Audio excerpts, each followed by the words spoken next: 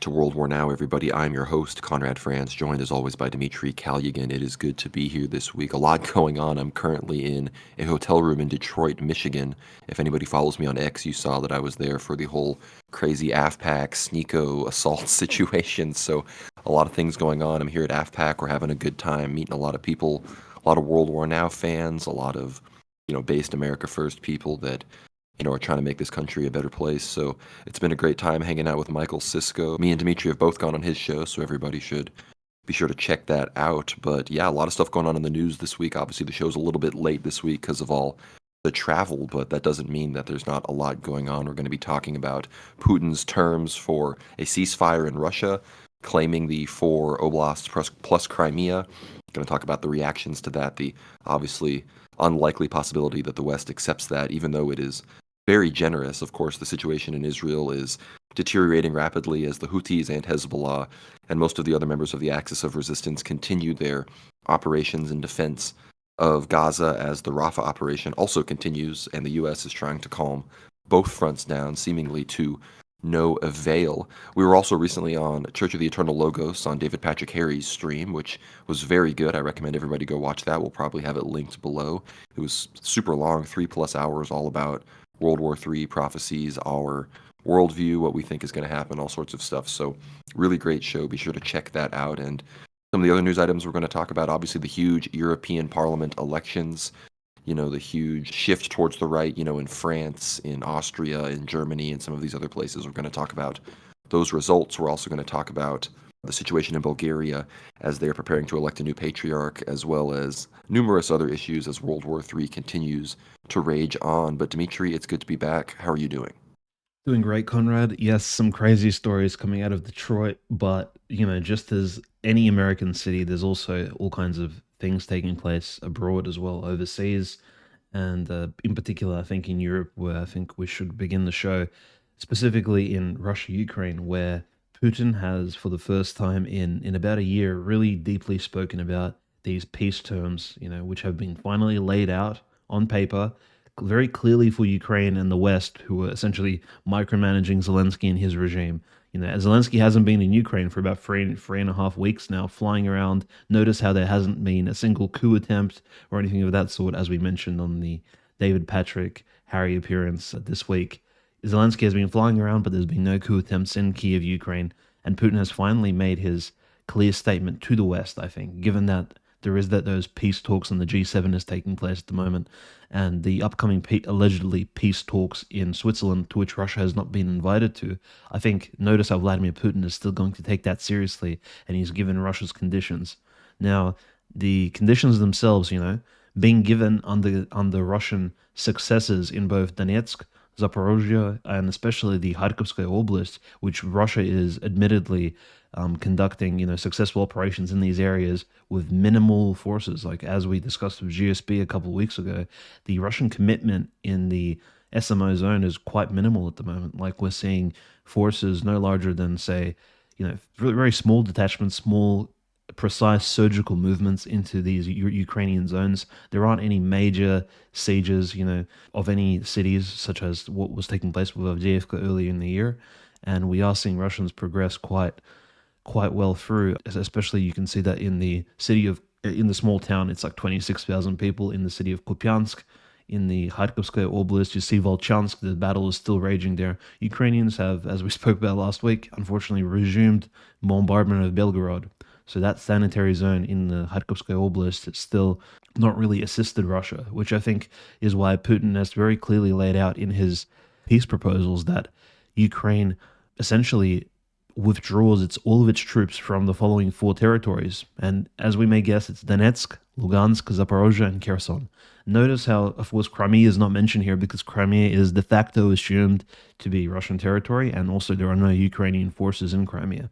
I mean, there are, of course, French, British, and American drones flying in neutral waters, just touching the borders of Russian, I guess, naval space around Crimea, scanning the entire peninsula and sending all of that data to Kiev, to some of the SBU as well as other military intelligence bases inside of Ukraine itself, which I think is borderline participating in the war itself, as you may imagine. And these drones are simply watching Russian Crimean naval action, as well as some of the Russian bases there. I think it's if Russia strikes down one of these drones in international waters, I wouldn't be surprised at all, right? So these are massive surveillance operations taking place by the West, by NATO, over essentially Russian territory from neutral waters. So again, very curious. But yes, Putin did request that all four of these constitutional new SMO zones that Ukraine withdraws from them. But I think here's the key takeaway as to this proposal. Now that it is laid out, why will this be rejected?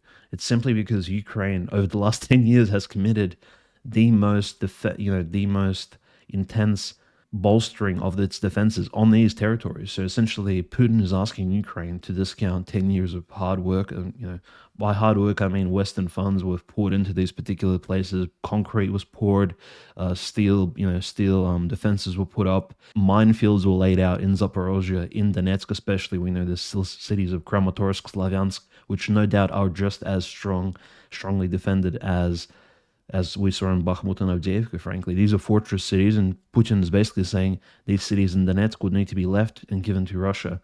But in a way, Russia is playing the high ground card. They are offering a peace treaty, and this is what this is, right? And I'm sure Russia actually would sign it, even if this was meant to, say, hold Russia back from, say, liberating the entirety of Ukraine, only for 6 months. I think Putin is okay to at least give Russia some breathing room at the moment. And these four territories would, of course, reinforce his position that this new Russian constitution is the legitimate constitution of the Russian Federation, that Zaporozhye is a part of, Russia would gain this new city of Zaporozhye, it would gain the city of Kherson back. This would be a clear success, I think, for his party, his regime, as well as him personally. And of course, perhaps even for the Ukrainians living in those cities, like their lives would improve drastically if they were to come over under the patronage of the Russian Federation.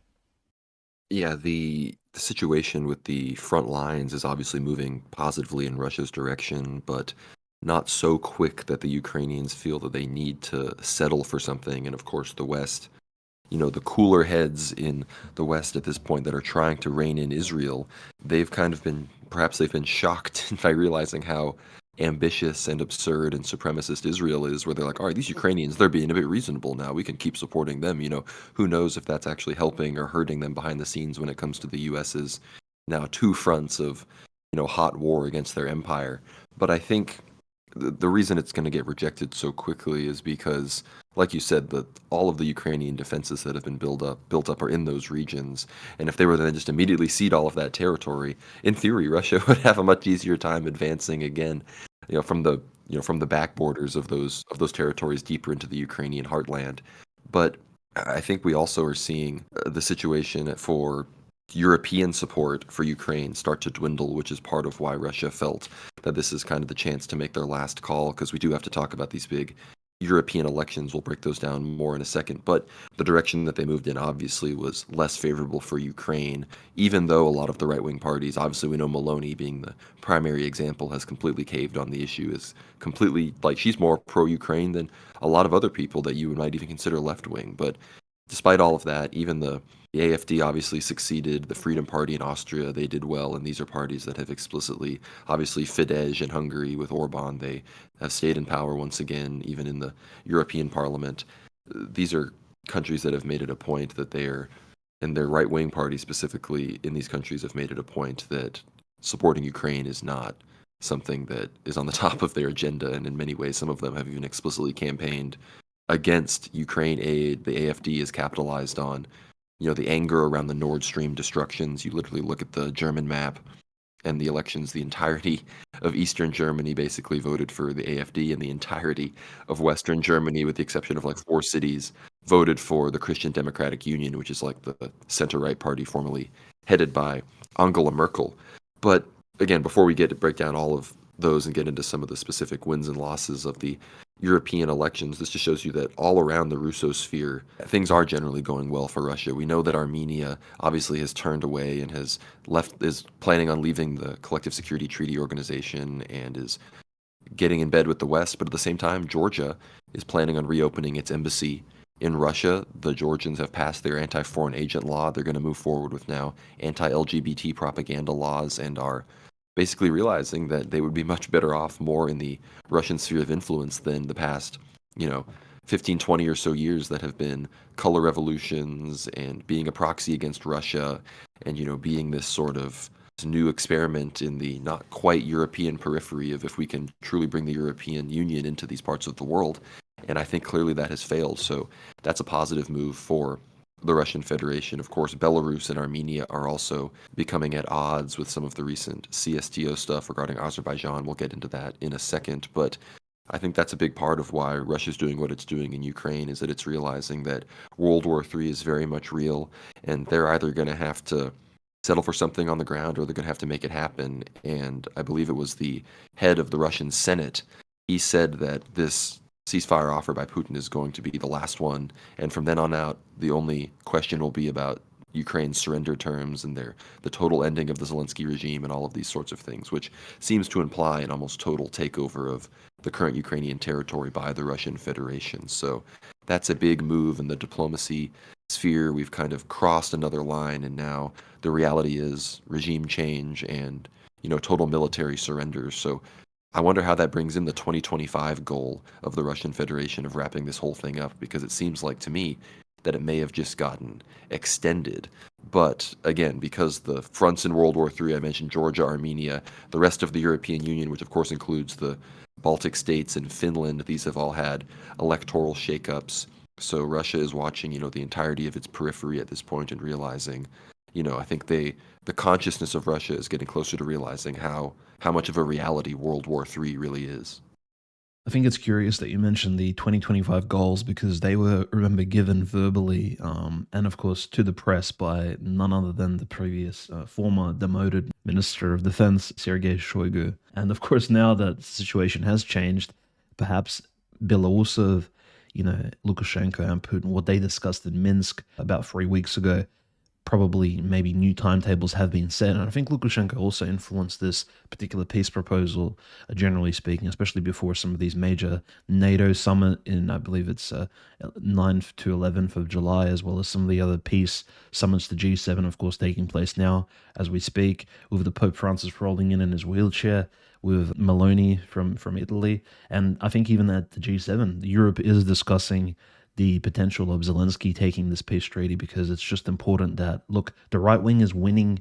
The right wing in Europe, which I think the left and the Freemasons, etc., are all very afraid of, is winning in Europe off the back of, one, the COVID pandemic, two, the mass migration, and of course, three, I think just the general all liberal support for this Zelensky regime, this sort of drain of funds. And naturally, when you'd think the right wing would be in support of like a war against some foreign barbarians, such as Russia could be painted as, right? Like in a World War II type fashion.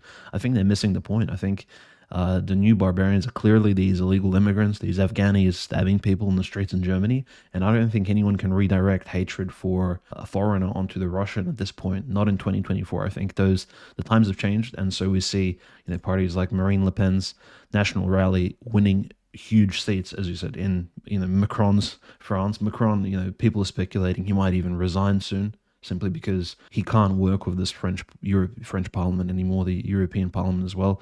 It's just too much. Macron's going to be playing off the back foot. It'll literally be, by comparison, it'll be like President Obama during his tenureship as the American president, very, very suppressed by the Congress and the Senate in the US. So it's just, I think, very interesting in that regard that in France, I think the right wing is returning, even though Marine Le Pen, she's not perfect. And in Germany, again, the AfD is just completely dominating.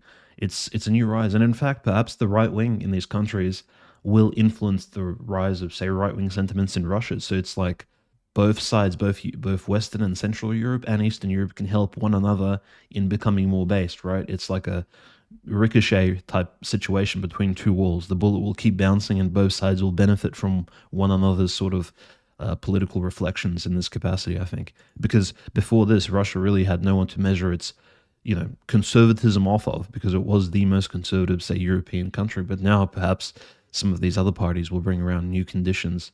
And yeah, of course, naturally, the changes, Armenia leaving the CSTO, of course, probably banking off the fact that France will continue to support them. Some of the prophecies we discussed with David Petricari actually recently about regarding French submarines assisting Greece and against Turkey in the coming war. these are all very big considerations. I think Armenia, not saying Pashinyan's been listening to the prophecies or even reading them, but I think he is also considering that French assistance, because there is a strong Georgian as well as Armenian diaspora in France, which has been there since, the beginning of the Russian Revolution, basically. And of course, the Armenian genocide forced a lot of, shall we say, liberal Armenians with money who could or could not be related to various crypto Jewish communities in Armenia, which is also like a major factor, moved from the Ottoman Empire during that genocide because they had funds, right? They had money, they could afford it. They moved to France. And so they influenced French, I would say, foreign political sentiments. That's why France, again, is so influential in sort of supporting Armenia. I think it's simply using, again, France's sort of dominance on world politics is limited at this point. It's not an empire anymore, but still, it's not just Macron. I think it's the elites behind him who are interested in this southern Caucasus, this Turkic area between the Caspian and the Black Sea. So very, very curious that he left. Also, notice how Pashinyan blamed Lukashenko actually for supporting Azerbaijan and for the tragedies that have been taking place in that particular war as well. Very interesting person to sort of point your finger at, I think, given that Lukashenko has been very peace inclined recently, and Belarus has been, kind of on the sidelines of almost anything important, really, since that Wagner moved to the Belarusian base that was built for them, because that was probably the biggest headline recently. But I think, yeah, as you mentioned, the Ukrainian war deeply connected to Israel, and Israel is not slowing down. In fact, it's only escalating its conflict with both Hezbollah and Hamas at the same time. And I think as we sort of move our attention to the Middle East, we do notice that I think Putin really understands the pressure the West is under, and he also understands the pressure Russia is under as well. The West may invoke very drastic and radical moves in Russia itself domestically, like such as, the Daily Mail in the UK has already released a very interesting headline, which I think I posted on Twitter quite recently, that they're saying that Ukraine might start bombing Russian schools in order to get Russia to surrender or at least to back off. I mean, so Ukraine is threatening direct terrorism at this point, openly, not just bombing like innocents in Belgorod. And there's been 5 innocent people killed in Belgorod on the 14th of June already. So it's like every week there's a certain bombardment of sorts. The oil refineries in Russia's western regions are under constant drone attacks. Each oil refinery has now a squad of Russian army detachment essentially protecting them from drone attacks. And these are essentially civilian targets, which, not all of this oil is going towards the war effort. People need to understand Russia is still, in fact, selling this very same refined oil, as well as crude oil and gas. Of course, the gas pipelines are still going through Ukraine, and Russia still has not stopped for the entirety of this 2-year, SMO period, has not stopped producing and providing gas and oil to Ukraine as well as Europe through these major pipelines that run through the Ukrainian countryside, which I think speaks a lot as to the Russian intentions of not, completely decimating the Ukrainian population as well as its infrastructure. I mean, that says an enormous amount, considering Patriarch Kirill already compared this Russian war to a sacred war of old, a war for the faith. And, it really does say that, Russia is looking to take this war in a very different in a very different way than, say, what the US has done to Iraq, unfortunately, which everybody keeps comparing this to. They keep saying, well, in Iraq, the US won in a very short amount of time. But yes, Iraq was sent to the Stone Age, wherein now ISIS reigns and other Islamic jihadists and headhunters. So, Russia is not interested in conducting that sort of warfare in Eastern Europe. So I think moving to the Middle East, Conrad, it's very clear that Putin is aware of what's taking place in Israel, and I think he's aware of the American interests. Now, the American Navy being bombed by the Houthis and all this pressure surrounding Palestine, Netanyahu's, the warrant for his arrest, and maybe he's thinking perhaps they will take the bait, they will take this peace treaty, and Russia will have some room to at least maneuver, restructure its economy, and perhaps even produce some more tactics and strategies, as you said, to push off and push further west. So I think these two conflicts are very much tied together. I very much agree. And just quickly to go through some of the numbers on the European elections before we move to the Middle East. Obviously, like you said, the biggest winner was National Rally in France. Le Pen's party got 31% of the vote in France, which was some kind of 40-year record for single party vote share in an election. The AfD, they got 17 votes to the Conservative Party's 30 votes, which I believe is about 16 or 17% of the vote in Germany, which is good. It's about the same as they've been polled at, which is, it's still good. But the problem is that Le Pen and the other leaders of the Identity and Democracy European group have basically chosen to almost ban the Germans and the AfD from that group, shrinking their relevancy and share of the European Parliament. Just another great move by quote unquote right wing politicians. But the other countries that saw things like this happen were Ireland. Obviously had not as relevant of an election at the European level, but they finally saw the National Party break through at the city council level in a few towns, and so now a nationalist party is officially, actually elected in Ireland. Spain, the Vox Party underperformed, as did, I believe, the Sweden Democrats in Sweden and the right wing party in Portugal. So those are places where the right actually underperformed.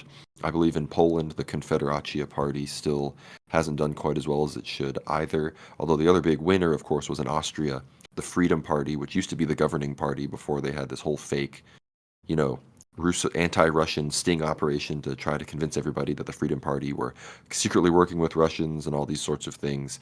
They were able to come in first, be the top vote getter out of everybody, and ultimately it's expected that they will come to power in the next local national elections there as well. The thing you mentioned with France, with Macron, he called for snap elections in, I think it's 4 weeks away now, so he thought that because there was such this big victory for national rally in the European election that they'd have a hard time recreating that at the national level. So he's taking a big gamble, but some of the polls are saying that this could be the biggest loss for any party in like the history of France. So it really could backfire on him. And of course, the French Freemasons have officially come out, in support of, not Le Pen. They have supported. They're choosing to back the Republic, as it were, against National Rally. So they are coming out basically in favor of everybody except National Rally.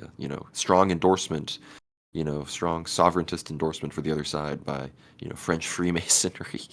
But that kind of shows you the situation in France and who is really calling the shots. The UK, obviously not in the European Union, so they're not having this, but Nigel Farage has stormed back into politics with the Reform Party, who are now polling above the Conservatives in the UK elections. Obviously, it's pretty clear that Labour is going to win, but the Conservative Tory Party may become extinct after this election because Nigel Farage is, within just a few weeks of campaigning, has already outpolled them in most of their constituencies. So the situation in the UK, while still extremely blackpilling, Nigel Farage isn't perfect at all himself. He's far from, a true alternative dissident. But, the fact that the people in the UK are getting sick and tired of the fake center-right is very encouraging, because that's why Ireland is actually succeeding so strongly against the immigration stuff, and why their grassroots movement is going to be powerful, because there's no center-right party to soak up all that energy. That's what's going on in Germany. Is the AfD is fighting against, this entrenched center-right that has absorbed all of the Christian,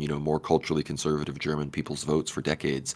They're finally slowly but surely chipping away at that, definitely aided by the Nord Stream destruction and how horrible the situation is going for Eastern Germans regarding the war in Ukraine and the perpetual support for it from, Olaf Scholz and Ursula von der Leyen and these other characters. So all of these elections are, kind of pointing in the same direction, even if some of these countries, they've been kind of rigged in advance with the parties and, certain parties getting banned and whatnot. It's hard to be right wing in Europe in all of these places. So these are interesting developments, to say the least. However, they could be better if, like we said, Le Pen hadn't, betrayed the AfD and these other things hadn't happened. But again, Dimitri, before we go to Israel and dive into the situation there with that huge raid that U.S. troops helped Israeli troops with, so a big escalation, I want to hear your thoughts on the situation with the Russian troops headed to Cuba. We saw some crazy images of Russian destroyers off the coast of Florida, quote unquote, facing off with U.S. destroyers, a sort of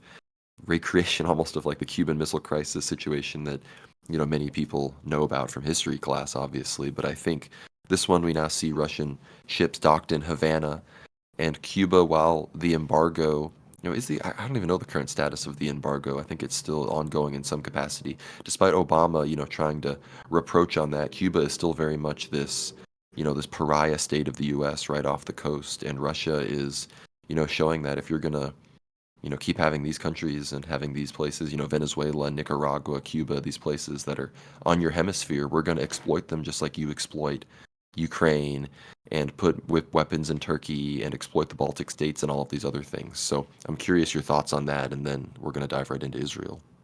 Yeah, no, I think it's a success of multipolar, again, geopolitical consideration because again, American missile drones, as I've said, flying just outside of Crimea. American made tanks are driving across the fields of Ukraine. Nothing is really off the table at the moment in terms of Russia's involvement in strategically positioning its submarines as well as its ships, such as the Admiral Gorchakov, in even in the Caribbean, right? Because we do want to return to these areas, just like in 1962. But again, what made that crisis even more extreme was the Soviet Union almost alluding, implying that it will literally position, you know, nuclear missiles in Cuba, in Havana, all across the islands, which I think was a stretch too far for the United States. Meanwhile, the difference here is that this was simply sort of a diplomatic visit of sorts. And again, Russia does have a strong presence in Cuba, like the embassy is well and truly active. But what's the other, of course, interesting consideration is the fact that if you recall in 2016, before President Obama, of course, signed off on his presidency, his sort of reintegration with Cuba was facilitated very heavily by one of the oldest institutions on the planet at the moment in terms of actually being a politicized institution. I wouldn't even say it's more than just the church. Of course, this is a Roman Catholic Church and Pope Francis, frankly, and Pope Francis, given that Cuba has a very strong Catholic population, probably facilitated that more or less reunification with America. So that's very curious. It does show that the Vatican has these 100-year-old connections, and I'm not saying there's a Jesuit conspiracy behind all of it, but the Vatican does have continuity which other countries do not. It is older than America. It is older than most European countries. It precedes World War One and Two, and certainly it's older than, say, the Russian Federation in its current historical form. So interesting how the Vatican, I think, is involved in that. And notice that the Vatican cannot achieve the same ends in Ukraine. It's almost like as if, on the scale of hierarchy, the rabbis and the Chabad score very high. It's what they want supersedes what Pope Francis wants, regardless of what he states. Meanwhile, in Cuba, of course, peace can sort of be developed and worked upon. So it's a very interesting sort of development there. But yes, the Russian Navy naturally pushing further west. Russian nuclear submarines, we know, have been allegedly patrolling the Atlantic for a little while now. These nuclear submarines do not need to come up for any sort of refueling. They can essentially stay underwater for a very, very long time and simply cannot be tracked by proper radars because they essentially sail under such depths in the oceans. Very, very scary, I think, for the American, for America, considering these nuclear submarines, not they don't just have a nuclear engine, they also have nuclear missiles definitely strapped and attached. And so, according to Russian sources, we don't actually know. We've not seen any of these up close, and the Russian military is keeping, and the Russian Navy is keeping this data very, very secret. So it's good to see the Spanish world again sort of work together with Russia in terms of bringing this South American relationship back, and not with a Soviet communist Russia, Conrad, but with a more orthodox leaning. And it's definitely more orthodox leaning given that the Minister of Defense is a very proud and actively practicing Orthodox Christian, who serves on the altar, etc. Belousov, that is. So again, Russia has definitely changed course, and people like these descendants of Fidel Castro in Cuba cannot ignore that anymore. So perhaps there's a lot of gain to be made. We, of course, remember the 2016 Patriarch Kirill Havana visit with Pope Francis, the sort of interesting things that came from there. But nevertheless, this is, I think, a positive development for Russian influence in the region. And yes, American bases are so close to the Russian border; it's not even funny. It's more dangerous for Russia at the moment, in regards to what's happening in Eastern Europe, given Finland's joining NATO, Sweden joining NATO, and the Baltic countries constantly having military drills over and over again, with the participation of American specialists, and the war in Ukraine being so hot, the army bases in Romania being powered up, and we see all kinds of F-16s on runways doing sorties around Romania, just practicing, warming up for something. It really does move the mind towards, well, the question of why doesn't Russia also expand westwards towards the heart of the beast, New York City, Washington, D.C., some of these places. And I don't mean New York State, where Jordanville, of course, abides in the luscious forests of that particular country, but the city, the banking, where the banksters live, Wall Street, etc. So I think it's a very smart move by Russia, even pressuring perhaps the Americans to consider, well, again, this looming peace treaty, this consideration of perhaps Ukraine just isn't worth it anymore. Yeah, I think it's definitely not what you could call an escalation. It's definitely just a sort of logical outworking of the current situation that the US has really put itself in. It's not like Russia has never been able to put ships in Cuba before. They're allies with Cuba and the government there, but of course now these things all look much more sinister and much more deadly and dangerous than they might have under a previous circumstance. But moving on to the Middle East, as you mentioned before, we we kind of missed because it got happened right as I was editing last week's show. This big, raid basically where U.S. troops assisted Israeli soldiers and special forces in freeing what was it, I believe, four hostages from Rafah, which again some had rumored that all the hostages had even been killed in Israeli airstrikes or any number of other disasters that have since occurred in the Gaza Strip. And I believe these U.S. troops were supplied from the makeshift Gaza pier that they kind of loaded on through there, and that even some of the hostages were actually released and evacuated out via the pier as well. So the direct United States involvement in the Israeli conflict in Gaza right now is increasing, all while Lloyd Austin and Biden are claiming that they are desperately trying to both cause a cease they're desperately trying to both force a ceasefire in Gaza and Rafah specifically, while also preventing a war from breaking out in Lebanon. Yet the Israelis have clearly said that weeks and weeks of fighting are still left to be fought in Rafah, and it appears that the Lebanon front is also inevitable, as if Rafah is to eventually wrap up, we know Netanyahu is going to want to start it up in Lebanon.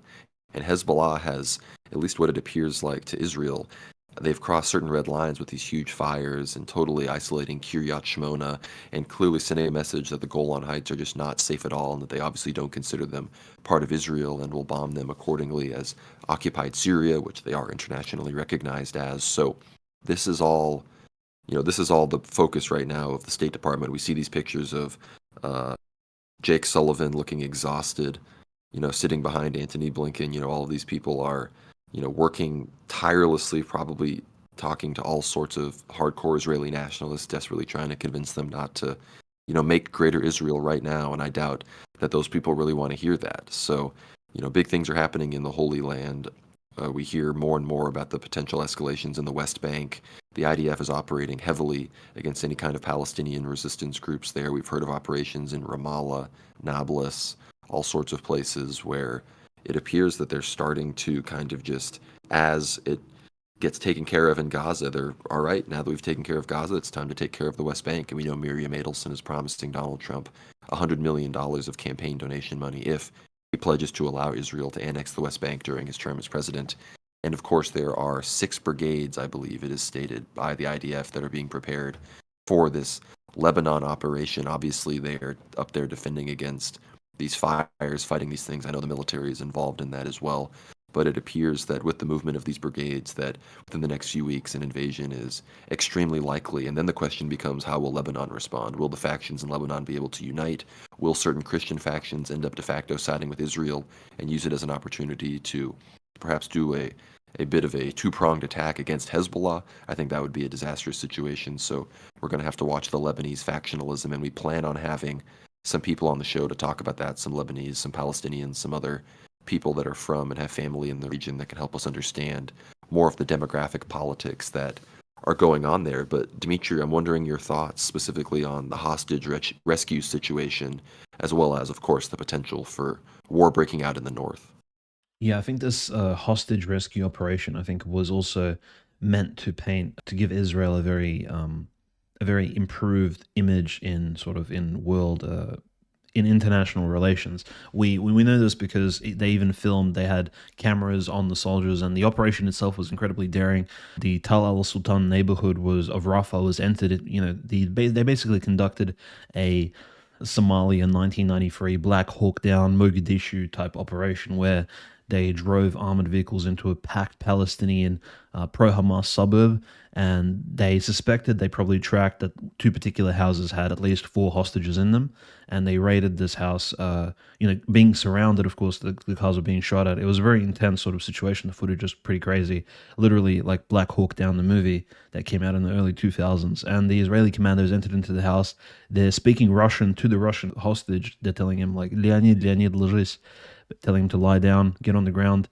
They get at least one Russian hostage out and a few other, I believe, international citizens. So they make it look as if it is really a counter-terrorist operation. Meanwhile, they're surrounded by Palestinians and essentially what looks like armed members of Hamas with machine guns shooting some of these trucks. So it does look very, very cinematic. And in fact, they killed over 50, allegedly 50 fighters in that operation. When in fact, I would say a lot of the Palestinian innocents were actually tracked in that particular kill score. The fact that American Well, isn't it troops. like Mhm. over 200 dead total, meaning that well over Yep. 100 plus civilians potentially died on top of the 50 fighters? But even I doubt, given the fact that the regular Palestinians are also armed, that even these 50 were all Hamas members. I mean, they had literally armed vehicles drive into their homes, bulldozing, right, their front yards, in the morning too. It was at 5:15 a.m. Like, this is absolutely insane. So it's literally like when police and SWAT raid certain, houses and, conduct their operations, the Israelis have, with the first rays of the sun, decided to save, save these hostages, right? And so they do this reckless operation, commit, the hostages could have been killed in that particular case, but this is all for Yoel Gallant, this is all for Netanyahu and their image and world affairs, and a lot of people died, including, of course, IDF soldiers themselves, which they report, at least 8 soldiers have been killed in Rafah now. And the Israelis, the government is saying that they're crying out in pain, that this is a great loss. But again, no one's really asking the big question as to why there still hasn't been, I guess, an olive branch, thrown out to the people of Gaza from Israel in terms of actually striking for peace, for a return of the hostages in general. The hostage negotiations have been a massive failure, given the amount of time that has been dedicated towards them. We're closing in on almost a year. Like in October, it's literally going to be a year since 7th of October took place. And I mean, it's just absolutely insane that they haven't achieved anything, given that Israel has had a great experience in hostage negotiations over the last 50 plus years. Like, really, it's just a great failure, I think, of them not trying hard enough. And what's interesting is, just in that Gaza area, Conrad, the pier has been dismantled because allegedly the seas have, the seas have become too tumultuous. So that pier, which we've been talking about for a little while, which we suspected could have been used for certain malicious things, has been in fact dismantled. So we can see nature itself turning against the invaders and perhaps even protecting the U.S. troops which were stationed there. And now apparently some of them are taking place, assisting is Israel in these really reckless operations in Rafah, which are killing innocent people and endangering the lives of hostages as well. I mean, it's just absolutely incredible. What's happening in north of Israel is no short of no less tragic. We're seeing a lot of Lebanese people being killed. Israel allegedly killing the commander Taleb Abdullah, who is one of the senior Hezbollah commanders in southern Lebanon. His funeral took place in a public area, a closed coffin, of course, given the fact that Israel essentially shot him with a very powerful explosive round. So it was very tragic, I think, for the Hezbollah soldiers, and they retaliated on Wednesday, the 12th of June, with a massive sortie of missiles all over the northern Israel, Conrad. 215 missiles in one day. It's like, several missiles per hour all over northern Israel, and especially even eastwards, biblically speaking, just north of the Sea of Galilee, right? So the monastery of the Holy Apostles in Capernaum, on the north side of Galilee, the Greek Orthodox monastery, wasn't touched. Fortunately, just a few kilometers north of it, there was a few missile strikes, and there's a massive fires taking place. We do know from the Old Testament that South Lebanon and Lebanon in general is a very heavily forested area. This Levant region is not just pure desert; it is in fact the land of milk and honey. In reality, is a beautiful region with lots of very ancient trees, and now these trees are burning thanks to both Israeli bombardment and Hezbollah retaliation for the killing of innocents in southern Lebanon, as well as some of their leading commanders in this, what is now officially the great sort of Lebanese, I can say, Israeli war. It has officially begun. There's no more calling this like a light conflict of sorts. This is scarier than, and I think more important than even that weird drone bombardment of Iran on Israeli soil, I think. And also consider the fact that the Taliban has issued officially an inquiry, an application to the government of Iran to assist them in moving through Iranian Persian territory into Lebanon to assist Hezbollah in this war against against Israel. So the Taliban really, really wants to get involved, and I think the Taliban actually attending this St. Petersburg forum in recent weeks to speak to Russian and multipolar activists about economics, right? Because again, the Taliban government is the legitimate government of Afghanistan at this point. So we do have the Taliban being very active in recent weeks, and I think they really want to get involved on the sort of Islamic jihad end of things. Because again, there's no better enemy for I guess these Muslim activists and people who are very involved in Muslim geopolitics to fight than Israel at this point. And I think in some ways, perhaps from a religious Islamic perspective, that's justified, frankly, given the fact of many innocent Palestinians being killed indiscriminately by Zionists at the moment. So that's what's taking place there. Again, escalations continue, and we do see bombardments by the Houthis as well in the seas. Yeah, the Houthi situation is crazy. You just talk about the horrible things going on in Palestine. One of our Uber drivers here, actually taking us back to our hotel from the craziness of the events, with Sneeko and with the cancellations and everything. He was a Shia Lebanese Muslim. We started talking, not really revealing all of our power levels, I guess you could say. But then by the time he got us to our hotel, we were smoking cigs together, just talking about how evil Israel is. And he was really vibing with what we were putting down. So it was, the consciousness is rising, and as Trump, obviously we know the real context, but as he said, the world will awaken to the evils of Israel.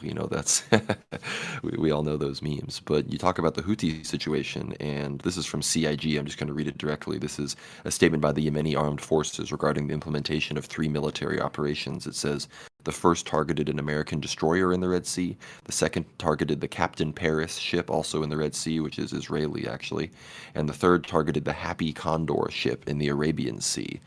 And the two latter ships, the company that owns them, have continued to trade with Israel, and I believe one of them is owned directly by Israel, despite the enforcement of the blockade on the Red Sea and everything like that. So it's another operation by the Houthis continuing their successful blockade of the Red Sea, as shipping is way down and Somalian piracy is way up because so many ships have been forced to go down around the Horn of Africa, obviously passing by Somalia. So I think the pirates are realizing that some of these ships probably don't have the security necessary to make that passage, because the Red Sea is obviously nowhere near as dangerous as having to go by Somalia when it comes to piracy. So the Houthis are really remaking the world order, showing that it is no longer this sort of, again, truly dismantling the unipolar moment and showing that there is just nothing that the US and the UK and these forces can do to stop this small country from completely destroying world trade and disrupting all of it because they see an injustice going on in Palestine. So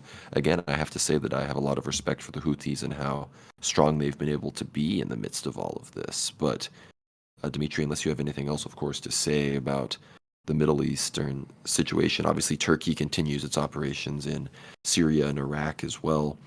And you mentioned the Taliban and how, they're basically saying to Iran, let us pass through, let us go to Hezbollah, then strap me to a missile and fire me at Tel Aviv. That seems to be where the Taliban are at. But you mentioned the Russia St. Petersburg forum and the amount of Muslims that have been integrating and Palestinian aligned people that have been going to Russia. We know that Russia, they have a large Jewish population. You mentioned the speaking of Russian during the hostage operation in Israel. So they are often caught between a rock and a hard place in negotiating these things. But because of their alliance with China and Iran, Russia has had to firmly plant its foot on the side of Palestine. And I think as the situation in Ukraine dies down, Russia will probably be not pressured, but they will feel pressure from Iran and China to side with them as they continue to side with Palestine against Israel. Although the Lukashenko-Azerbaijan connection is a bit concerning, of course, because we know Azerbaijan is the closest ally of Israel. Last week we discussed the Turkey-Azerbaijan state oil company thing and how even Turkey is unable to truly go so hard against Israel because of all of their connecting ties. But Belarus and Lukashenko being so close with Aliyev and Azerbaijan, of course, we know the Armenians recalled their ambassador to Belarus, and they are, condemning them for supposedly arming Azerbaijan and these other things. But, the Lukashenko-Belarus-Azerbaijan connection, that perhaps might be some kind of backdoor that the Russians still have in talking to Israel, despite having come out so strongly in favor of Palestine in the midst of all of this. But again, Dimitri, unless you have anything else to say about the broader, maybe the Caucasus as well as, the Turcosphere in the Middle East, we do also still need to talk about China, Taiwan, because, that is escalating, and it appears that we talked last week about China's rhetoric, and now that the U.S. is flying B-2 stealth bombers in the Pacific near Taiwan, it seems that World War III may be about to hit a whole other continent in this regard as far as going hot. Yeah, that's right. I think in analyzing China's economics, right, sort of moving to East Asia, we do see China is on a bit of a timer in terms of people believe China's population keeps rising, but that's in fact not going to be the case. We do know countries like Japan have a very aging population. China as well, given the rate of its modernization, people moving to the big I mean, cities. India's already surpassed China. Yeah, China's facing the consequences of the one-child policy now. So, and even more so, India's population is on average a lot younger, and they're having more children, and it's I believe 85% rural in the country, agriculture, and it's a very agricultural sort of nation. And that's kind of, we do make fun of Indians for having certain levels of hygiene in their culture as opposed to Chinese collectivized, Sovietized people living in big cities. But in fact, I'd wager like I'm not sure which lifestyle is healthier at this point. But we're not going to get into that debate today. We're going to look at Taiwan, China, and exactly what's taking place because the escalation is quite extreme. The Taiwanese president, William Lai Chang-te, actually visits the military academy. They're all dressed in very beautiful uniforms of the Taiwanese military. But we do need to consider, like just as we mentioned last week, Taiwan is, of course, the liberal version of China. It has nothing to do with the Chinese Empire or Chinese monarchy. This is a liberal, westernized version of what China should have been if Freemasons had their way, as opposed to literally like followers of Karl Marx Leninism, right? So these are two versions. When we talk about the great dialectic, Taiwan is not like the ancient version of China. It is in fact quite modern, maybe only a few decades older than Mao Zedong's version of China we see dominant, this ideological beast on the territory of the PRC, right, the Communist Party, etc., which now, is improving for the better. Orthodox churches are opening up, and China, in fact, is slowly moving away from its, I would say, former church persecution type role in the region. So, I mean, this is a great improvement. Meanwhile, Taiwan is legalizing gay marriage. So it's definitely a worsening of sorts. But the president of Taiwan has stated the clear goal of China is the annexation and elimination of Taiwan's sovereignty. It wants to conquer China. He openly stated this at the military academy to these future alumni, future graduates of the Taiwanese military who are now receiving not just U.S. aid, but also like directly U.S. equipment, F-16 planes, etc., in order to match China's air supremacy in that Pacific region and in that South China Sea, especially when we discussed some of the tensions with the Philippines and some of the other countries. Again, China at the moment does have one of the largest navies in the region, but it does need to combine the naval power that it already has with the free aircraft carriers with a very strong air presence, right? We do realize from the Ukraine conflict that air superiority and the use of the air force in military operations is, I think, crucial. Russia not utilizing any, essentially, like the majority of its air force at the beginning of the SMO was one of the, I would say, greatest strategical failures. And now that's being admitted kind of openly by military analysts in Russia itself, asking why there weren't Russian Sukhoi bombers flying over Ukraine a lot earlier, achieving very strategic goals and bombardments of certain tactical sites, right? And I don't think China will be making that same mistake. And Xi Jinping responds, right, on the 16th of June, just a few days ago. He does mention very openly in a meeting with the heads of the European Commission that the US, notice he's speaking to Europeans, Conrad, Xi Jinping, because he is a very well-cultured man. Like his wife is a famous opera singer. Xi Jinping is, in fact, super smart.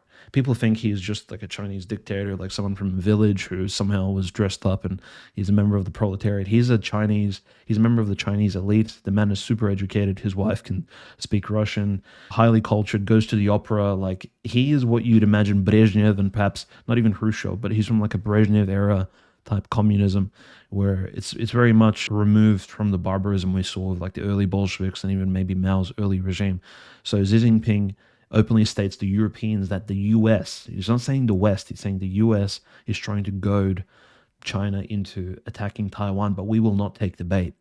So he's openly telling them China's intentions are to grow, prosper economically, and while it's on this aging population timer, coming up towards the end of the 21st century, China will experience troubles, and it doesn't have such a strong social security net as which is a little bit concerning considering it is a Soviet sort of style communist country, which should have a social net. So for example, like a strong pension base, etc., for its aging population. But that not being the case, it does bring concerns to the board, and China's GDP, will need to continue rising in this post-COVID world for any organized social structure to be put into place for these elder people. I think this is what Western countries face as well, but also countries like Japan, South Korea, etc. So these are all concerns kind of concealed under the surface. And if a World War III takes place, I think none of these will be important, given I think that the destruction that will likely occur. But yeah, Xi Jinping, Conrad, he's clearly saying that, just like Putin was saying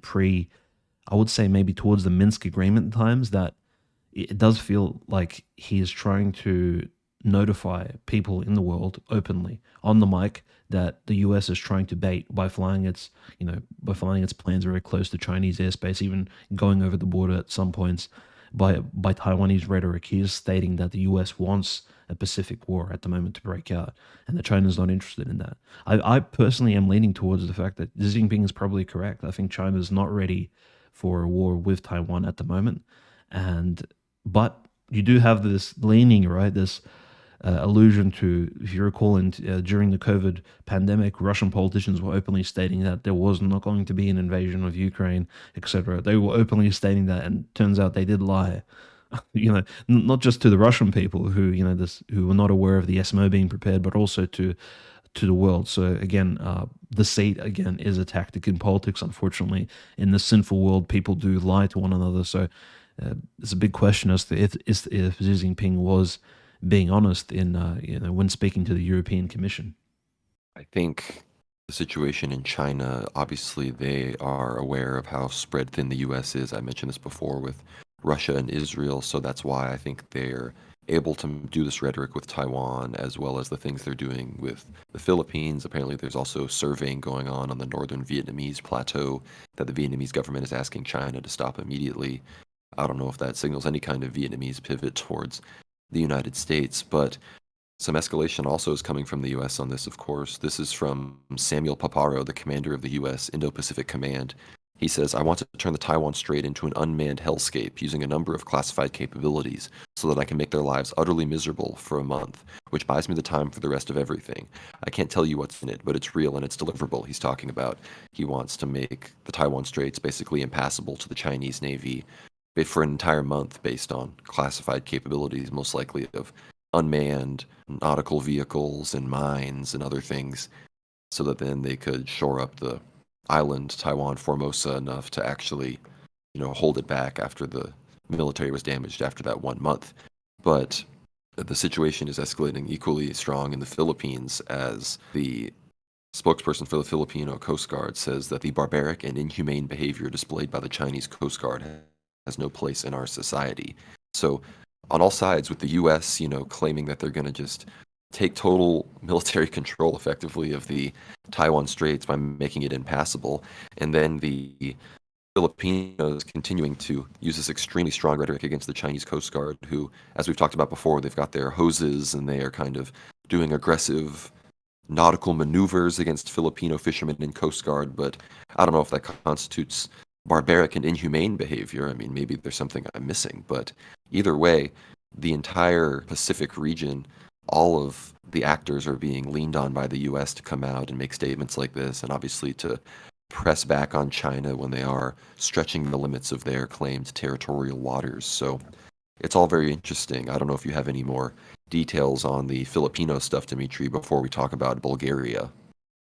Yeah, essentially, I think just the Philippines being involved, I think it's the U.S. is banking on essentially, potentially, right? Given that if Taiwan does fall, like, what is the point of, say, reinforcing Filipino sovereignty? Because the U.S. still wants an out. It still wants a potential plan B to exist in that South Pacific region. It still wants potentially a military base if it was to use Taiwan as a bargaining chip, because again, the U.S. does not have a super heavy presence in Taiwan. Taiwan does have an independent military, which the U.S. is bolstering and supporting, similar to Ukraine itself, which does have a bunch of secret labs, and there are probably some apartment buildings completely dedicated to NATO.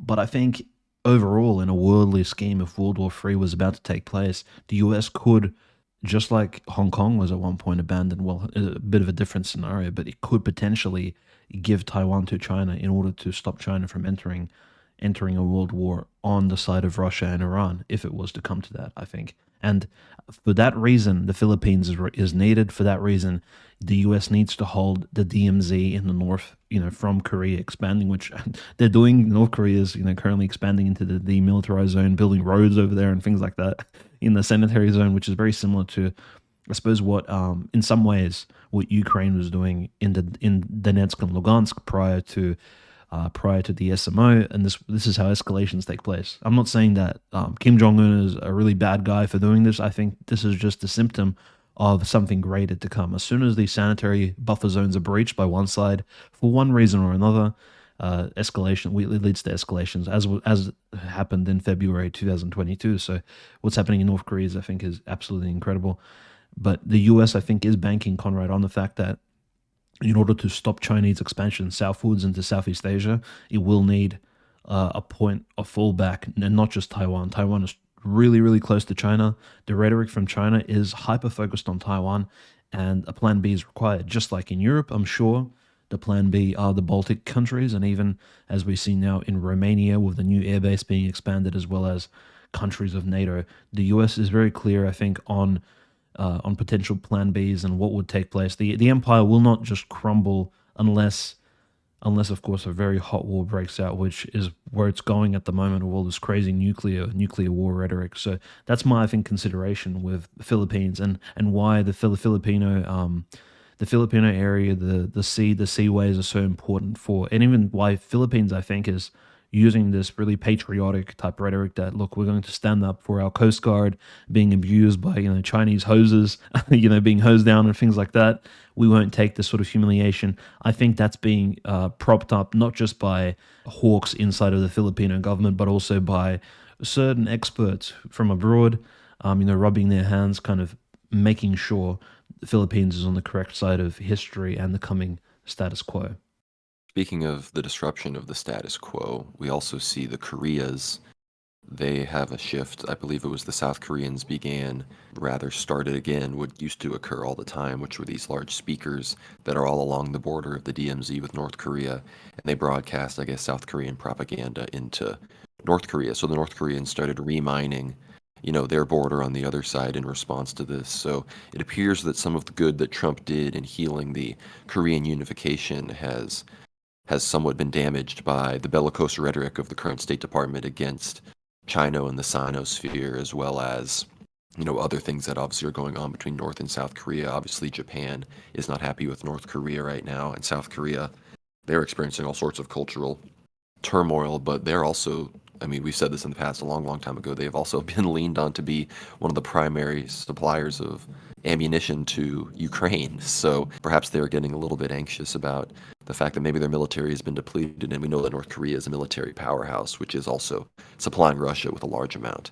of ammunition. So there is that, of course. But yeah, as far as the future of a war between China and people, just need to remember that Taiwan is recognized as part of China by the United States State Department. You go to the website, it's the official policy. The U.S. supports the One China policy, which is that Taiwan is part of the People's Republic of China. They do dealings with the People's Republic of China at the United Nations. There's no Taiwanese delegation at the UN. They are not recognized as a country. They are a constituent part of China.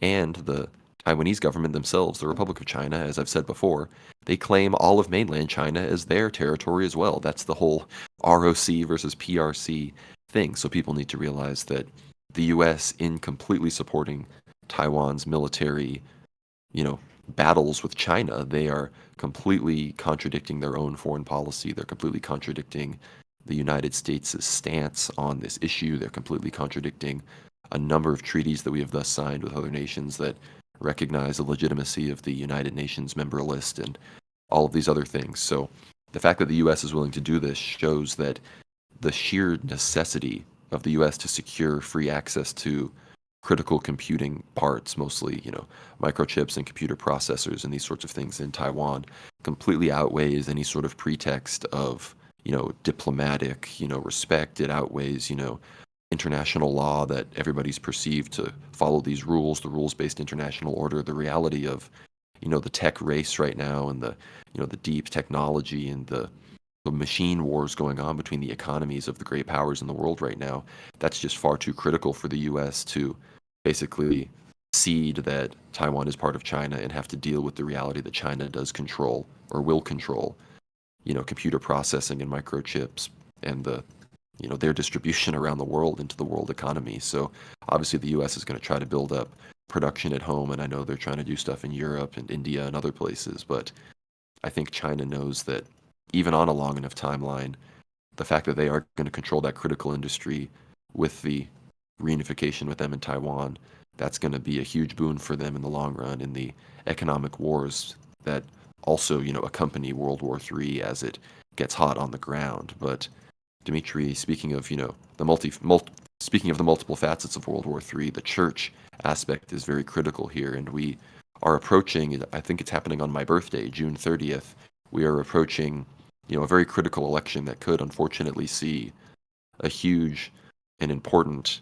autocephalous wing of the church turn against orthodoxy. That's right. And we speak here about Eastern Europe, but not the Eastern Europe we expect. This is the old Eastern Europe going back to the Byzantine Eastern Roman Empire and all of those places. One of them, early independent churches, which we spoke about in our episode on Aether Hour with Gregory here, is on, of course, St. John Vatatsis III, which I think everyone should check out. But of course, the Bulgarian Orthodox Church has been very active for the last 1,000+ years. It's older than the Russian Church, and the election is coming up very soon. What we do know about Bulgaria, right? Its church situation, it's very similar to Romania in that Bulgaria since 2004, and it has recently celebrated its 20-year anniversary of joining NATO in 2004. It's been 2 decades now. Bulgaria is very much a country without an independent secular mission in mind. It is very much run by, as you mentioned, Conrad, the State Department, similar to some of these countries like South Korea, Taiwan, etc. The influence of Bulgaria on world affairs is minimal. The country only has 6.5 million people, even compared to Belarus's 9+ million. It is not that significant on the world stage, but it does have a very strong voice in world Orthodox affairs. So I think that needs to be taken into account in regards to this particular church election taking place with the Patriarch of Bulgaria. We do have several very notable candidates. There are 8 leading candidates for the Patriarchate, and I just want to note the Bulgarian patriarchal election for the position, which is probably second only to the position of Prime Minister of Bulgaria, is very important. It's the Bulgarian Patriarch is the top 3 most influential person in the country at any given moment. So the 8 candidates, who, by the way, need to be reigning bishops, they don't have this old Byzantine type style, or even in Russia where a non-bishop can actually apply to run for the patriarchal seat. It's very much a bureaucratic type of patriarchal election, which I think is a minus, and it kind of strays away perhaps from much purer church tradition in the sort of established in the past. But nevertheless, the 8 candidates, beginning with the 81-year-old Metropolitan of America, Canada, and Australia, so essentially the overseas massive diocese.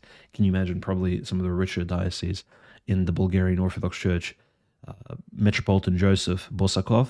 Of course, given that he's in all these Western countries, Canada, Australia, US, he's Western-minded. And then, of course, the 73-year-old Metropolitan of Veliki Ternavo, Gregory Stefanov, the 85-year-old Metropolitan of Plevna, Ignacy Dimov, the 73-year-old Metropolitan of Lovech, Gavril Dinov, the 55-year-old, quite young Metropolitan of Varna, John Ivanov, the 55-year-old Metropolitan of Rusey, Naum Dimitrov, and the 54-year-old Metropolitan of Vratsa, Gregory Chekhov Tsvetkov, and the 52-year-old Metropolitan of Vidin, Daniel Nikolov. Now, from the names I just mentioned, the 8 metropolitans, notice the last name is very, very Russified in effect, and Russia was one of the countries that liberated Bulgaria under the reign of Orthodox Emperor Alexander II from the Turkish Ottoman Islamic Caliphate yoke in the late 18 in the late 1870s, which was a very famous war of 1877-78, the special military operation which took place and liberated the Bulgarian Orthodox people.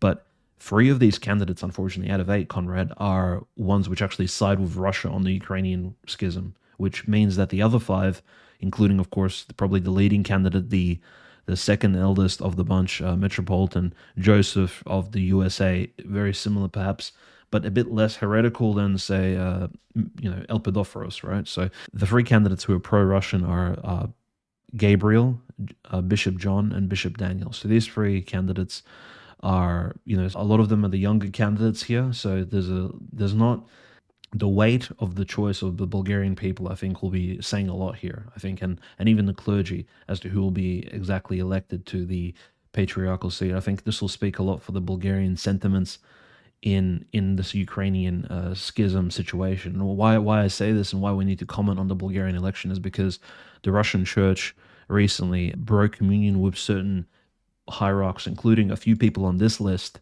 in May of this year. So on the 19th of May, a few of these Bulgarian hierarchs, especially those who are not included in the three who are pro-Russian, co-celebrated and concelebrated with the Ukrainian schismatics of Epiphanes Zelensky's basically CIA-run church. So quite tragic because they basically co-celebrated with lay people dressed as bishops, which I think is really disrespectful. And the Russian church, notice, Conrad, it took a very diplomatic stance. It broke communion with the specific bishop and stated that we're not in contact with you anymore, but not the Bulgarian church as a whole.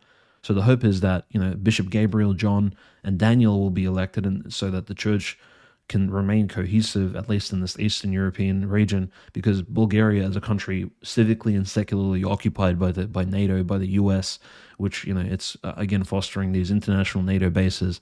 At least in church affairs, it does need to remain sort of on the right track, I think. And I'm not saying this because it needs to remain pro-Russian, but Bulgaria historically should have been and probably needs to be one of those, I suppose, countries which keeps Russia quite sober and reminds Russia of its role as the Katekon, because that's what Russia did in the 1870s. It liberated and it saved its Orthodox brother Bulgaria from Islamic yoke. I mean, this is the Orthodox Reconquista. It is Russia's reminded of its mission by the existence of Bulgaria, to begin with, I think. And this is really quite big, I think.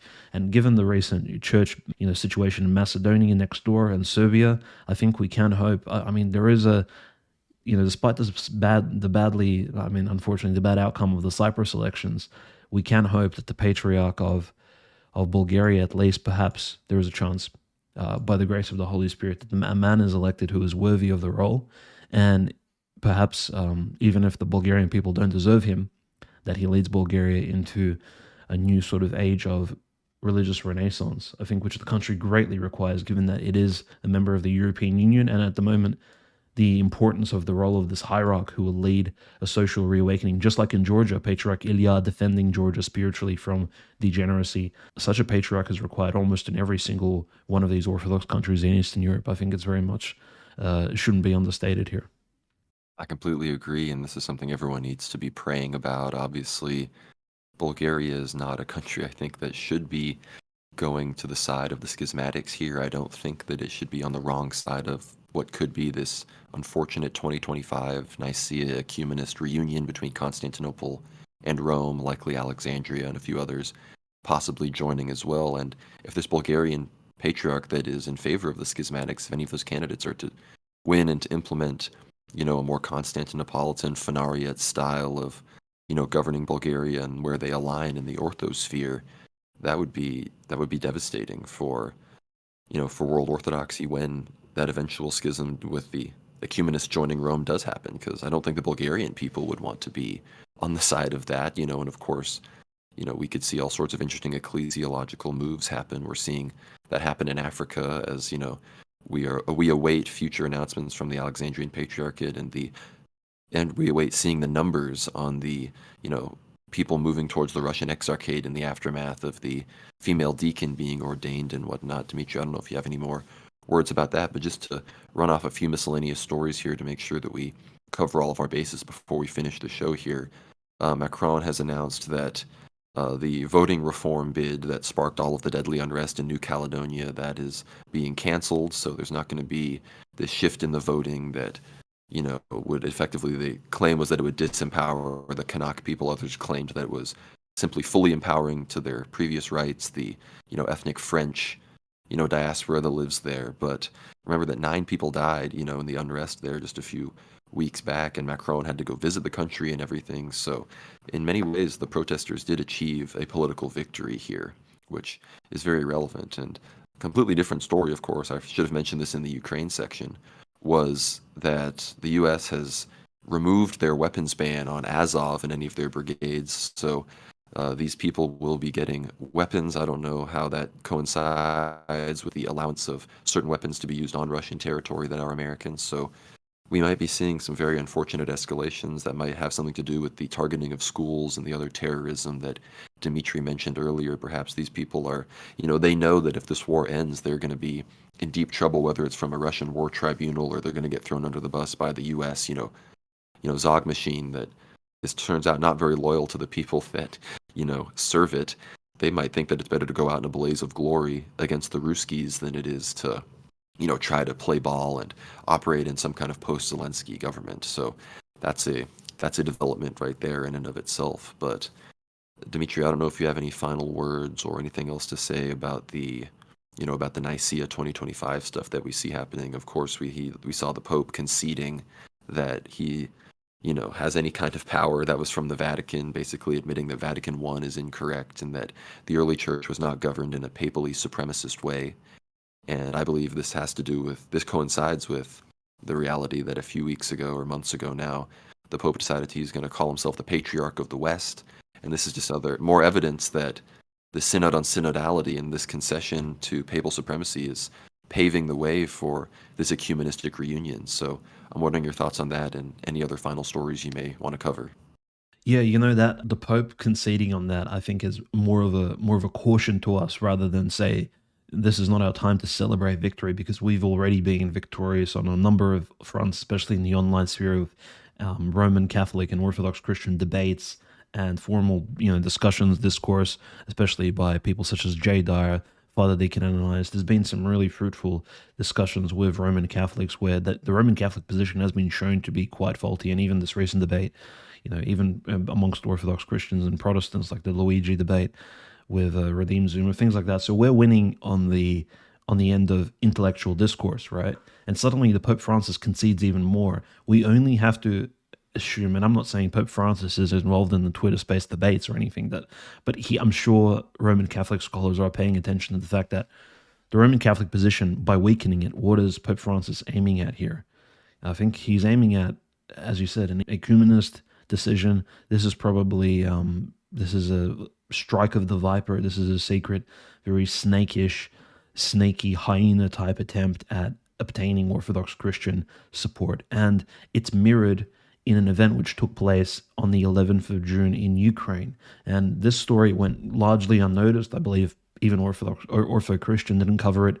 Essentially, our favorite, of course, the confessor, Metropolitan Longinjar of Banchen, who is beaten up. He has been raided multiple times, harassed by Ukraine. I mean, the list is long. His confessorship is already clear as day to the world. This great hierarch of the Orthodox Church. Recall in 2016 we spoke about that Havana discourse between Patriarch Kirill and Pope Francis. He was one of the only hierarchs of the entire Russian Orthodox Church, being on the western side of it in Banchen and western Ukraine, to actually openly write a letter to Patriarch Kirill telling him off for speaking to the Pope about this in this ecumenist type fashion in 2016. So Metropolitan Longin, his attitudes towards ecumenism, he's not just a warrior of the faith externally. His attitudes towards ecumenism are very much patristic, especially in the 20th century sense. It's very, very powerful seeing someone who is under attack and is on the border, is borderline being martyred in real time, right?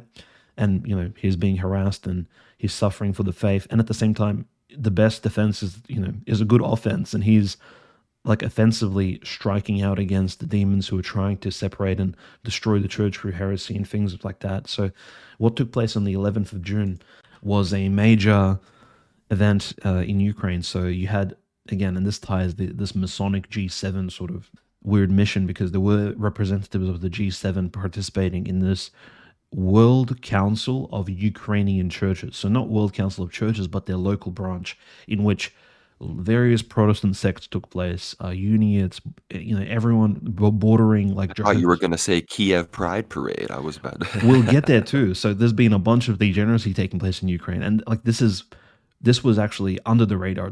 In many ways, the gay parade was a masking of this degenerate event. And why I say it's degenerate is because, unfortunately, a canonical bishop of Ukraine participated, Metropolitan Clement, and a very, I would say, higher up, proto hierarch, an archpriest, Danilevich, as well, took place. He's a priest monk as well. So Metropolitan Longan sent a letter on the 11th of June openly, and the letter was in video form, where he posted on his social media. He just said, "Look, this is a gathering of wolves. This is completely degenerate. Ecumenism must be stopped. It must be shut down.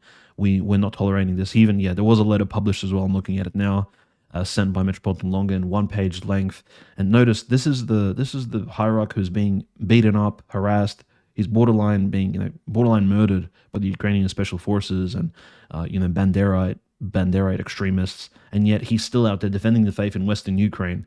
I mean, what can we say? Like, there are saints walking amongst us, living amongst us. We can see evidence of them in the world. It's wonderful that social media and the internet gives us an opportunity to view literal pillars of orthodoxy in action. I mean, it's wonderful. And so, yes, the Ukrainian Orthodox Church, unfortunately, participated in this degenerate ecumenist event. Notice that there were, of course, people from the G7 Commission. So again, these international Masonic structures, the UNESCO, the UN, G7, etc., these NGOs, and multinational non-state actors, these are always out there in order to, again, negatively affect orthodoxy. I think they should be viewed with extreme suspicion, and maybe that's just my conspiratorial mind speaking. But you mentioned the gay parade promoted by these same structures which fight for gender equality, etc. And of course, there are many genders in the worldview of these people, but there is a gay parade taking place in Kiev. There are Ukrainian so-called neo-Nazis at the parade, these Ukrainian Wignats, Banderites. The gay parade, rain started falling during the gay parade, so the gays had to, they couldn't have their willies out. They had to, clove up, which is, I think, very important in this context, because the sexualization, say, of children and others, passers-by, was a major concern, given that one of the events adjacent to the gay parade was actually, and I'm not even sure how to describe this. Like, I tweeted about it recently, but it's so disgusting. The mayorship of Kiev, and this is Klitschko, the mayor of Kiev, the former heavyweight boxer, who fought after the Mike Tyson era. He's actually promoting the, I don't know, LGBTQization of Kiev. There are stalls set up. There are sex education experts there. They're selling, LGBTQ related paraphernalia to children. It's catered to children, because the toys there are like plush toys of like phalluses, things like that, things which you'd read about from the lives of saints, about these pagan festivals taking place, in ancient times, these festivities of degeneracy in some places of Greece and Rome, which the saints, of course, fought against. But it's happening in Kiev at the moment, this once Orthodox, great Orthodox city. And so, yes, there are these LGBTQ stalls set up. They're sexualizing children, inviting children to these things. There are the top experts of Ukrainian sexology are present, and they're lecturing children. But essentially, the transgender reading hour is taking place in Kiev. And yes, the parade, they're very much pushing this agenda onto the Ukrainian people, which only makes me think it's not just the genocide of the population, the genome, the Ukrainian actual, the people, the genus itself, but also of their morality, of their culture. It's completely being shattered in real time. Quite horrible to see. And lastly, I think a very key story, which again, no one has really followed up on except Father Gennady Shkil, who's very active on Russian social media, has pointed this out. Unfortunately, the canonical Ukrainian Orthodox Church released a very modernized 2024 edition Sluzhebnik, which is a service book. A Sluzhebnik is the service book given to priests in order for them to guide them through the liturgy, right, essentially. And these service books have recommendations on which saints to serve, which feast days to celebrate, which saints to serve to on certain dates, because as you know, there are thousands of saints in the Orthodox Church and only 365 days in the calendar. So of course, you'd have every priest has a choice on certain days to select which saint or which memory of which saint he wants to celebrate in each particular parish. And in this case, certain saints were left out of this canonical service book. Now, which saints do you think? Well, one of them was Metropolitan of Kiev, and of course, he was also Metropolitan of Moscow and St. Petersburg, the new martyr, Metropolitan Vladimir Bogoyevlensky, the predecessor of Metropolitan Onufry. He was killed by the Talmudic Bolsheviks in February, I believe 7th of February 1918, outside of the Kiev-Pechersk Lavra. Actually was exiting a church, and these Ukrainian nationalist Bolshevik hybrids stabbed him to death, basically, outside of his church. He was the first hierarch martyr to be killed by the Bolshevik regime. And he was very famous for, of course, being a staunch monarchist, a member of the Black Hundreds alongside St. John of Kronstadt and many other hierarchs, such as Agafangel Yaroslavsky and others. And for some reason, the Ukrainian Orthodox Church left him out of their service book, despite the fact that he's one of their most famous new martyrs. In fact, probably the most famous new martyr in all of Ukraine, if you think about it, from the Soviet era, because he's the first hierarch to suffer from the communists in world history. So very curious decision there. The other saints they left out from the Sluzhebnik service book was Saint Nicholas II and his family on the 17th of July, martyred of 1918. Again, I have my suspicions as to why, but again, the mark of the Kabod could be on this decision. And on the 18th of July, it's the memory of Saint Elizabeth and Barbara, of course, the Saint Elizabeth, the Grand Duchess of Russia. Her husband famously kicked the Jews out of Moscow in the 1890s, and later was martyred by a socialist, a Talmudic terrorist, and she became a great patron of Russian Orthodox monasteries, and later was martyred herself alongside her friend Barbara, who, her assistant, who we now celebrate. These people were left out of the service book. So it does lead me to suspect there's a certain level of infiltration taking place in the Ukrainian Orthodox Church, even the canonical one. People who are of liberal mind, people who are against so-called anti-Semitism, people who are trying to push a certain anti-Russian, and I would say even anti-Orthodox imperial agenda, in terms of they can read, colloquially speaking, they can read the tea leaves, they know what's coming, they know the prophecies and what the clairvoyant saints have spoken of, and they simply want to prevent that by altering even the opinion of certain clergymen. And you may say, Conrad, oh, well, this doesn't really affect the regular people, and which priest is actually going to receive the service book. But I think there is a certain trickle down of faith which takes place, trickle down of tradition, which this could potentially be the beginning of. It may be this reflects just a certain attitudes of those in particular seminaries in Ukraine, but maybe it's a trend which Ukraine, again, maybe it's led by Zelensky's regime. There are potentially the really bad outcomes and consequences of this, which will be felt later on. I totally agree. I think, again, we have to keep the whole church in our prayers. And if you want to hear more about, we were talking about the 2025 Nicaea stuff earlier. If you want to hear more about that, be sure to tune into our stream with Kotel, David Patrick Harry, and 3+ hours of just World War Now, deep stuff, prophecies, orthodoxy, geopolitics, all of that. So be sure to check that out. And with all of that, worldwarnow.co, that's where you can find everything. Dmitry just published his latest translation of Nicholas Kozlov's Ritual War. Chapter 5 is now up. So if you haven't read any of those, be sure to go back, start at chapter 1. And if you've been keeping up with it, check out these latest ones. It's really good stuff. Full versions available for paid subscribers. And again, that's worldwarnow.co. worldwarnow.substack.com also works. Get behind the paywall. It really supports the show. It helps us out. That's how you can get these weekly shows for free all the time. It really supports the whole operation we have going on here. So check that out. That's our base of operations. Obviously, subscribe to the YouTube channel as well. It helps us out a lot. If we want to do more live streams there, so be sure to subscribe and leave a comment letting us know if you want us to do live streams, because that is something we are going to be cooking up. And obviously, we have a backup on Rumble as well. That's World War Now. And then we have the Telegram, World War Now Telly. Follow us there. That's probably the best way to keep up with the 24/7, news cycle that is World War III. Obviously, we're on X and Twitter as well, World War Now _. I'm on there at GnomeRad. Dimitri is on there at OCanonist. I've been posting a lot of stuff there about the AFPAC drama. So if you want to see the Sneeko stuff and those things, check us out there. Hope everybody was safe, keeping everyone in my prayers. But yeah, again, thank you so much for everybody for supporting the show. And yeah, worldwarnow.co, worldwarnow.substack.com. That's how you can support us and everything. And with all of that, thank you so much for listening. God bless. God bless.